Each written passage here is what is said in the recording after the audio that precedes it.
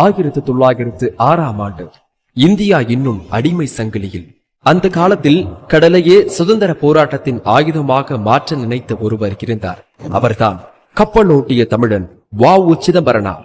ஒரு வழக்கறிஞராக வாழ்வை ஆரம்பித்த அவர் தூத்துக்குடி கேரன் மில் தொழிலாளர்கள் பிரச்சினைக்காக போராடி தொழிற்சங்க தலைவராக உயர்ந்தார்.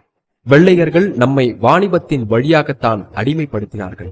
அவர்களின் வணிகத்தை கைப்பற்றினால்தான் அவர்களின் முதுகெலும்பை உடைக்க முடியும் என்று ஸ்வதேசி ஸ்டீம் நேவிகேஷன் கம்பெனியை பெரும் முயற்சிக்கு பின் தொடங்கினார்.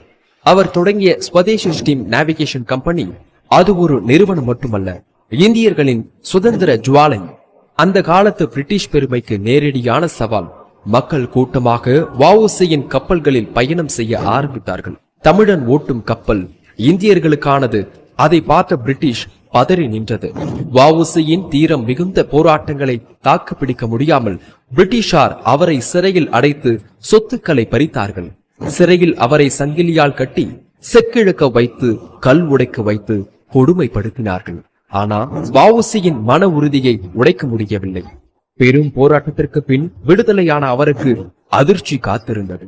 அவர் உயிருக்கு மேலாக நினைத்த கப்பல் நிறுவனம் அதன் பங்குதாரர்களால் பிரிட்டிஷாருக்கே விற்கப்பட்டிருந்தது. கடைசி காலங்களில் மண்ணெண்ணெய் விற்று குடும்பத்தை நடத்தினார் அந்த வீரர். ஆனாலும் அவர் உரக்க சொன்னார், சுதந்திரத்திற்காக நான் அனுபவிக்கும் வேதனை எனக்கான மிக பெரிய கௌரவம்.